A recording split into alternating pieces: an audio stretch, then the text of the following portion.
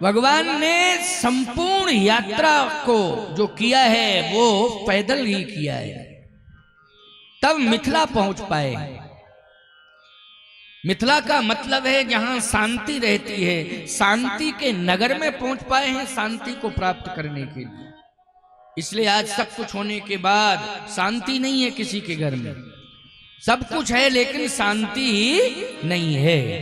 उसका मूल कारण है कि हम लोग साधनों के प्रभाव से आलसी और प्रमादी होते जा रहे हैं, श्रम से दूर होते जा रहे हैं।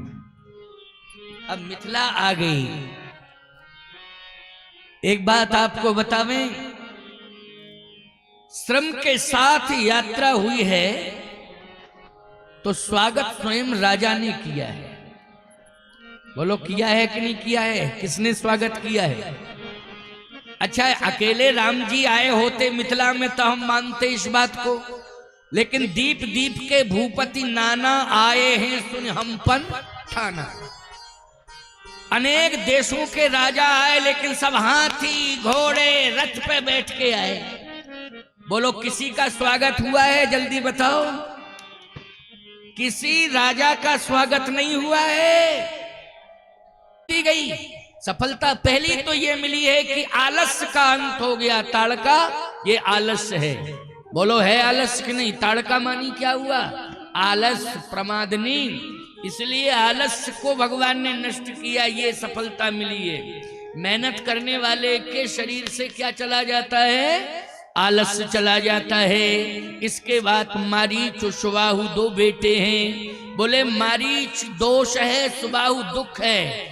तो याद रखना, जब वो व्यक्ति श्रम करता है उसके जीवन से दोष और दुख भी दूर रहता है। दोष दूर चला जाता है और दुख का अंत हो जाता है। और तीसरी महिमा क्या है श्रम की यात्रा में? बोले श्रम की यात्रा में तीसरी महिमा ये है, तीसरी महिमा ये है कि अहिल्या का उद्धार हो गया। बोलो किसका उद्धार हो गया? अहिल्या का उद्धार हो गया। अहिल्या क्या है? याद रखना, अहिल्या है बुद्धि, लेकिन अहिल्या बुद्धि तो है परंतु बुद्धि में वासना का प्रवेश हो गया था, इसलिए बुद्धि जड़ हो गई थी।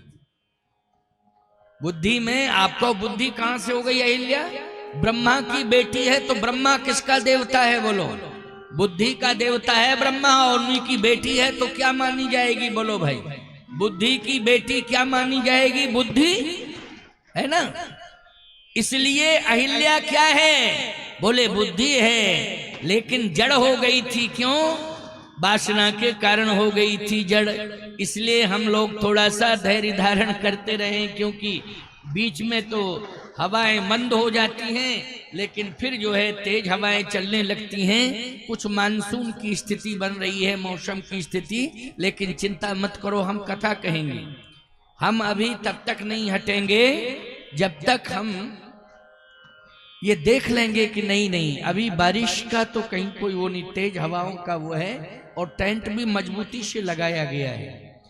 टेंट भी ऐसा नहीं है कि कोई वैसा साधारण होता है तो अभी तक तो पता नहीं कहाँ चला जाता टेंट, लेकिन मजबूती के साथ प्रबंध किया गया है। और अब तो आगामी वर्ष में इतनी मजबूती के साथ प्रबंध हो रहा है। हमारे भगत जी कह रहे थे कि महाराज जी ये जो 3 चद्दर का स्थायी रूप से बन रहा है ना पांडाल, इसको और दूना करना है, पीछे बनाना है, बढ़ाना है। तो जितना बड़ा ये पांडाल है उतना ही बड़ा स्थायी 3 सेट का पांडाल आगामी वर्ष तक तैयार हो जाएगा पांडरी धाम में। इसलिए पांडरी वाले बाबा खुद ऐसा प्रबंध कर रहे हैं कि स्थायी रूप से वो व्यवस्था हो जाएगी। लेकिन इस व्यवस्था में पवन देवता से प्रार्थना है और हनुमान जी से प्रार्थना है, पांडरी वाले बाबा से कि थोड़ा सा इसको व्यवस्थित कर दें और कथा हो जाए। चूंकि अभी तो अप्रैल चल रहा है और अप्रैल में इसलिए पहले किया गया था। पिछले बार तो मई के लास्ट उसमें हुआ था ना, अंतिम सप्ताह में, तो उस समय तो ज्यादा हवाएं तेज चलती थी, ये आंधी तूफान का समय रहता था। लेकिन अभी यही विचार बनाया गया था कि पहले कर लिया जाए, लेकिन ये मौसम कब प्रतिकूल हो जाए इसकी कोई गारंटी नहीं है। इसलिए स्थायी प्रबंध कर रहे हैं आप, ये बहुत बढ़िया बात है। स्थायी प्रबंध से स्थायी जो है सत्संग हो जाएगा और किसी भी प्रकार की कोई दिक्कत नहीं आएगी और खर्च में भी कटौती हो जाएगी, क्योंकि इस प्रबंध में लाखों रुपया खर्च होते हैं। और जब प्रबंध यहाँ सत्संग भवन का स्थायी हो जाएगा तो इसमें भी राहत मिल जाएगी। इसलिए हम लोग आए। अब मिथिला में थोड़ा सा मौसम के कारण मैं सोच रहा हूं कि अभी 4 बजा है, कोशिश है कि 5 बजे तक पूरा कर दूं, क्योंकि भंडारे का भी प्रोग्राम है। क्यों भाई है भगत जी? प्रसाद इसके बाद भंडारा। हाँ देखो भाई, कथा के बाद फिर भंडारा भोजन ग्रहण करके आप जाना।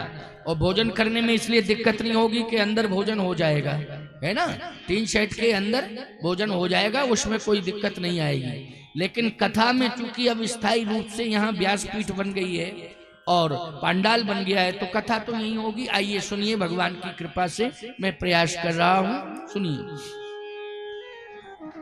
सम्मान मिला है तो विश्वामित्र जी को मिला है, राम जी को मिला है, लक्ष्मण जी को मिला है, बाकी और किसी राजा को सम्मान नहीं मिला।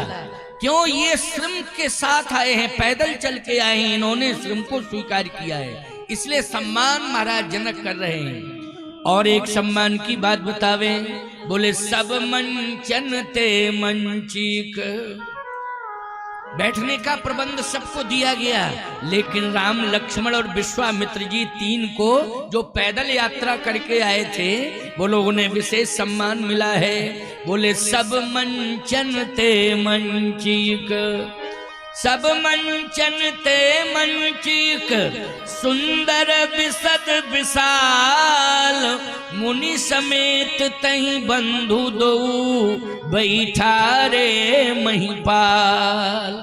महाराज दशरथ ने ऐसा कभी नहीं सोचा होगा कि जनकपुर में मेरे बेटों को इतना सम्मान मिलेगा। बोलो क्या सोचा होगा? कभी नहीं सोचा। लेकिन आज श्रम के कारण शायद दशरथ जी महाराज अगर रथ में बिठा के राम को भेजते तो इतना सम्मान नहीं मिलता जितना सम्मान पैदल यात्रा भगवान राम ने की है, सम्मान मिल रहा है। और जनक जी ने सब मंचन ते मंचिक, सुंदर विशद विशाल, और मुनि समेत तहीं बंधु दो, बैठा रे महिपाल। केवल विवाह के उद्देश्य से बिठाला है तो राम लक्ष्मण को बिठाना चाहिए था, विश्वामित्र जी की क्या जरूरत है? बोलो भाई। विवाह में ठीक है महिमा मंडित किया जाता है, विशेष रूप से बैठने की व्यवस्था दूल्हा को दी जाती है, तो उसमें विश्वामित्र जी भी बैठे हैं कि नहीं बैठे हैं समान रूप से? क्यों? यहाँ दूल्हे को दूल्हा मान करके नहीं सम्मान दिया जा रहा है। यहाँ भगवान राम ने, विश्वामित्र जी ने, लक्ष्मण ने एक संदेश दिया है पूरी दुनिया को कि हम सुविधा को महत्व नहीं देते हैं, हम श्रम को महत्व देते हैं। इसलिए विशेष रूप से तीनों को सम्मान मिल रहा है। मुनि समेत तय बंध दो, बैठा रे महिपाल। विश्वामित्र जी महाराज भी बैठे हैं, सुंदर मंच है, श्रेष्ठ मंच है। लेकिन एक बात और सुन लो, बहुत बढ़िया बात है। क्या? सामने धनुष रखा है, जहां सिंहासन पर श्री राम जी बैठे हैं, लक्ष्मण जी, विश्वामित्र जी सामने देख रहे हैं, तो धनुष रखा है। अच्छा, धनुष साधारण नहीं है। बोले धनुष कैसा है? दधीच जी की हड्डियों से बना हुआ धनुष है। दधीच का अर्थ है तपस्वी। अच्छा बोलो भाई, राम जी नैमिषारण्य के कारण ही आए हैं। बोलो आए हैं राम जी नैमिषारण्य के कारण, और जो धनुष आया है वो भी नैमिषारण्य के कारण आया है। महाराज दधीच ने तपस्या कहाँ की है? बोलो नैमिषारण्य में की है तपस्या, याद रखना। समझ रहे हो इस बात को? दधीच जी महाराज का प्रमुख स्थान कहाँ है? नैमिष में है। इसलिए वहां दधीच कुंड है प्यारे, वहां पर दधीच जी का विशेष स्थान है। ये तपस्या जो महाराज दधीच ने की है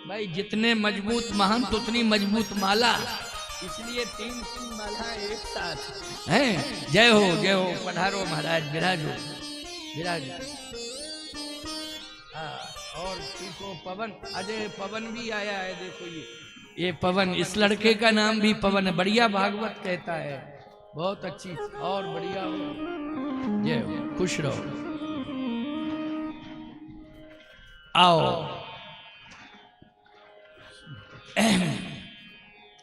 आइए हम लोग जिस कथा के प्रवाह से जुड़े थे उस प्रवाह को आगे बढ़ाते हैं। और आज सीताराम जी का विवाह है, इसलिए औपचारिकताएं भी बहुत होंगी, क्योंकि 10-15 मिनट औपचारिकता में लग जाएगा। भगवान का विवाह है तो 10-5 मिनट उसकी विवाह की मर्यादा जो होती है उसको भी हम लोग दर्शन के रूप में दर्शनार्थी बन करके देखेंगे। सुनिए जरा। महाराज दधीचि की हड्डियों से बना हुआ ये धनुष, जहां नैमिषारण्य में महाराज दधीच ने तपस्या की है, महाराज मनु ने भी वहीं तपस्या की, राम भी नैमिष की तपस्या से आए हैं, और ये धनुष भी मिथिला में नैमिष की तपस्या से आया है। अब ये धनुष भगवान शिव के पास, अच्छा आप के पास जो होता है वो आप किसे समर्पित करते हैं? यदि आप साधक हैं, संत हैं, तो आप भगवान को समर्पित करते हैं। जो भी आपके पास होता है किसे समर्पित करते हो? जल्दी बोलो। भगवान को समर्पित करते हो। बोलो, करते हो कि नहीं करते हो?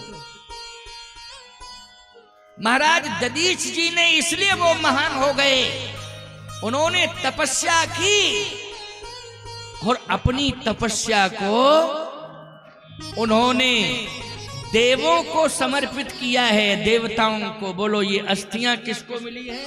देवताओं को। और याद रखना, जब देवताओं को मिली तो याद रखना देवों के देव कौन हैं? जल्दी बोलो, महादेव। समझ गए? और सब देव हैं, शंकर जी क्या हैं? महादेव हैं। इसलिए ध्यान से सुनना मेरी बात को, देवताओं को समर्पित कर दी वो तपस्या। अस्थियां दान करने का मतलब है कि अपना जीवन ही समर्पित कर दिया।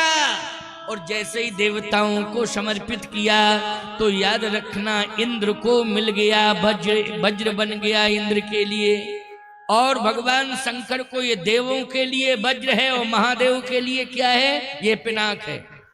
देवों के लिए क्या है? वज्र है, और महादेव के लिए क्या है? ये विभाजन हो रहा है। जो तपस्या समर्पित की गई है देवताओं को, उसका विभाजन हो रहा है। विभाजन में क्या है? बोले इंद्र को मिल गया वज्र, जो देवों का राजा है, लेकिन देवों के भी देव महादेव हैं, उनको क्या मिला? जल्दी बोलो, ये धनुष मिल गया। अब धनुष मिल गया क्यों? राम जी की लीला के विस्तार के प्रमुख हैं भगवान शंकर, और रामचरितमानस की कथा के भी प्रमुख कौन हैं? भगवान शंकर। और राम जी ने जो जन्म लिया है, इस धरती पर आए हैं, उस अवतरण के हेतु में भी हरि व्यापक सर्वत्र समाना, प्रेम ते प्रगट होए में जाना। भगवान शंकर ने ही मर्म बता करके भगवान राम को इस धरती पर उतारा है। मर्म किसने बताया है? भगवान शंकर ने। इसलिए लीला के विस्तार के लिए भैया ये मर्म था। जो भगवान शिव को ये पिनाक मिला है, ये मर्म है। क्या कि एक मर्म से भगवान शंकर ने अयोध्या से राम को जोड़ा है। एक मर्म बता करके भगवान शंकर ने राम को अयोध्या से जोड़ा है, और दूसरा मर्म ये धनुष के माध्यम से सीताराम को जोड़ा है। सीताराम को बोलो, जोड़ा है कि नहीं जोड़ा? सीताराम को बिना धनुष के जुड़ पाए सीताराम? नहीं जुड़ पाए। लेकिन इस मर्म को कौन जानते हैं? भगवान शंकर जानते हैं, इसलिए शिव जी ने उस धनुष को, क्योंकि भगवान शिव की एक महिमा है प्यारे, क्या कि सूर्य अस्त होते ही भगवान शंकर पूरे ब्रह्मांड की परिक्रमा करते हैं और समस्त जीवों को देखते हैं। समझ रहे हो कि नहीं, कौन क्या कर रहा है। इसलिए याद रखना, संधि काल में हमेशा क्या करो, भगवत उपासना करो। संधि काल में बोलो करना चाहिए नहीं, सायं सुबह शाम क्या करना चाहिए। ये सुबह शाम किसके लिए है, जल्दी बोलो। सुबह चाय पीने के लिए और शाम गांजा पीने के लिए। सुबह शाम इसके लिए बनाए हैं क्या। और आजकल तो यही हो रहा है, सुबह देखो तो हर घर में चाय पी रही और शाम को देखो गांजा। हर चबूतरा पर घर घर में गड़बड़ सड़बड़ मचा हुआ है सब। ये गंदी परंपरा भगवान शंकर नाराज हो जाते हैं। इसके लिए भेजा गया था तुमको कि चाय और गांजा पीने में लगे हो। सुबह शाम भगवान की आराधना करने के लिए है। अब शिव जी देखेंगे तो बोलो निश्चित रूप से प्रसन्न होकर वरदान देंगे कि नहीं देंगे। भगवान शंकर प्रसन्न होकर वरदान देंगे, लेकिन काम अच्छा करोगे तब देंगे। भ्रमण कर रहे थे और जैसे ही भ्रमण कर रहे थे प्यारे, मिथिला में पहुंच गए। दर्शन किसका हुआ, मिथिला का दर्शन हुआ। मिथिला में क्या हो रहा था, बोले यज्ञ चल रहा था, हवन हो रहा था। और दूसरी तरफ देखा तो मिथिला का राजा बड़े बड़े ऋषि महात्माओं के बीच में बैठ करके ब्रह्म ज्ञान पर सत्संग कर रहा था। भगवान शंकर ने देखा है, याद रखना क्या कर रहा है, बोले ब्रह्म ज्ञान। ईमानदारी से बताओ, सूर्य अस्त तक सत्संग चलता है कि नहीं चलता है। आज भले ही मौसम की प्रतिकूलता से और भंडारे के चक्कर में भंडारे की व्यवस्था है, इसलिए थोड़ा सा विवाह की कथा है, क्योंकि नियमानुसार कथा हो रही है तो विवाह की कथा कहनी ही पड़ेगी, तब तो राम का चरित्र आगे बढ़ाएंगे। बिना सीता जी के कहां से बढ़ा दें, बोलो भाई। अच्छा एक बात बताओ, कहीं किसी रामायण में रामायण सतकोट अपारा 100 करोड़ रामायणों में ये प्रमाण बता दो कि राम जी बिना सीता के लंका गए हों। बता दो जरा, बोलो बोलो भाई। बिना सीता के लंका गए हो किसी रामायण का प्रमाण बताओ। तो जब तक सीता जी को नहीं लाएंगे मिथिला से तो रामचरित्र कैसे आगे बढ़ेगा। इसलिए बात तो हमें सही सही कहनी पड़ेगी ना, तो कहनी पड़ेगी कि नहीं, जल्दी बोलो।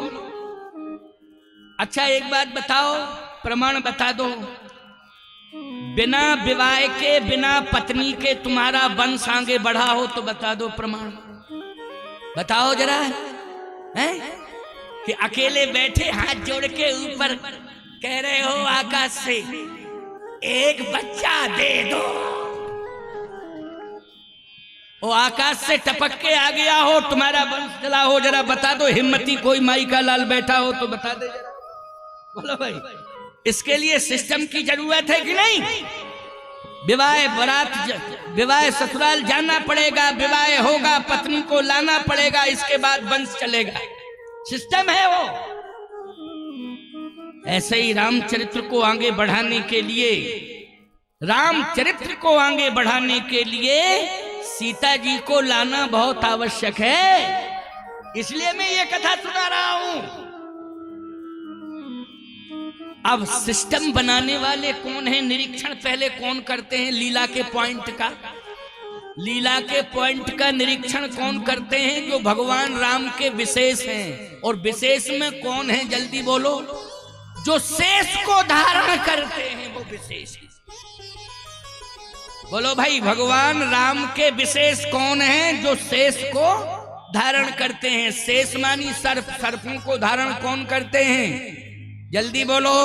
भगवान शंकर ये सर्पों को धारण करते हैं, बोलो करते हैं कि नहीं। ये है विशेष।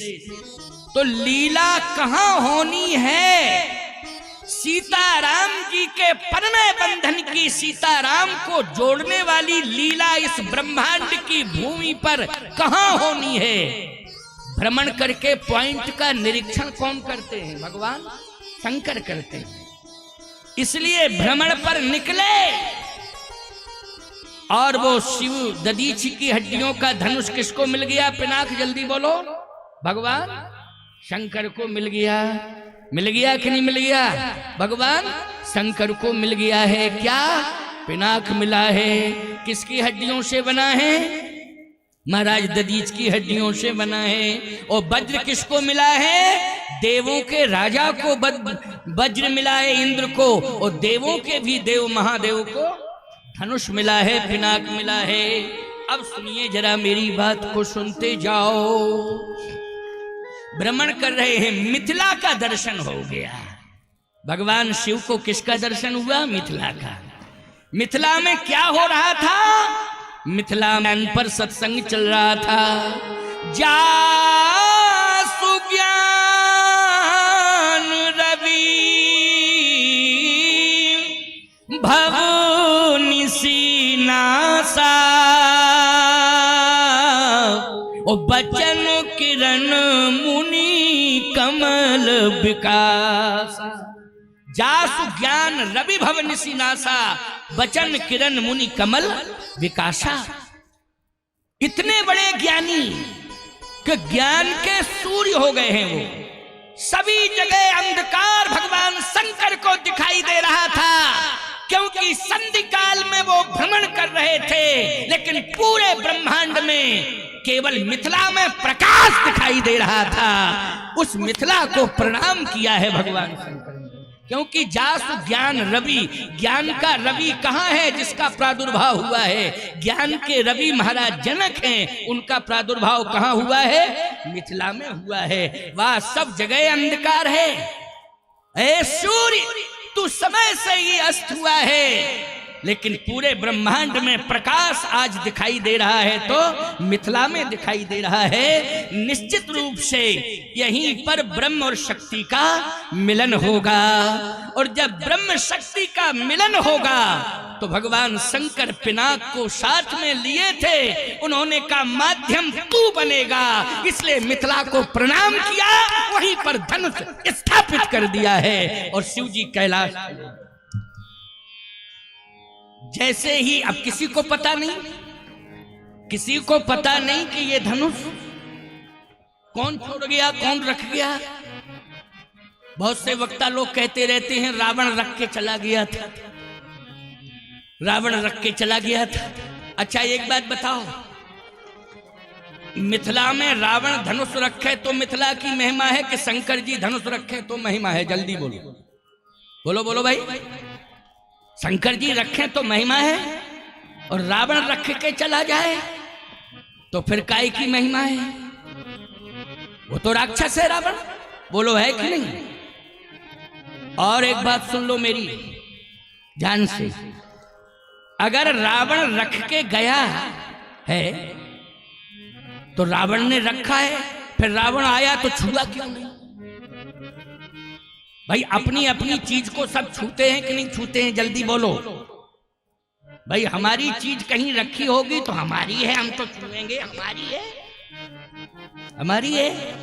लेकिन रावण बाण छुआ नहीं, चक छुआ नहीं, छुआ ही नहीं। तो भाई रावण का होता तो छूता, लेकिन रावण बाण छुआ नहीं चापा, हारे सकल भूप करी दापा। रावण का नहीं था धनुष, न रावण के पास था कि रावण रख के चला गया? नहीं। इस धनुष को किसने स्थापित किया है मिथिला में? जल्दी बोलो। उस भूमि को चयनित किया गया है कि भगवान राम का और सीता का, ब्रह्म का और शक्ति का मिलन पूरे ब्रह्मांड में अगर होगा तो इसी भूमि पर होगा। यही भूमि लायक, बोलो भाई, यही भूमि लायक है। आहा, चुनाव किसने किया है? जल्दी बोलो। नरेंद्र मोदी ने? तो फिर चुपचाप क्यों रह जाते हो? भगवान शंकर ने चुनाव किया है, इसलिए भगवान शंकर रख के चले गए। मिथिला से प्रभावित हो गए ना, क्योंकि वहां प्रकाश दिखाई दिया है। क्या दिखाई दिया है? प्रकाश दिखाई दिया है, चले गए रखे। अब कोई समझ ही नहीं पाया, लेकिन जैसे ही मिथिलावासी सुबह निकले, उन्होंने महाराज जनक से कहा, महाराज महाराज महाराज, क्या एक बड़ा विशाल धनुष रखा हुआ है, बहुत बड़ा धनुष। जनक जी ने कहा, धनुष रखा है? कहां रखा है? मिथिलावासी वहां ले गए महाराज। तो जहां पर धनुष रखा है, मैंने जनकपुर में कथा कही है। जनकपुर धाम में सन 2004 में मेरी कथा जानकी महल का जो नया सत्संग भवन बना था, मेरी नवाह राम कथा से ही उद्घाटन हुआ था।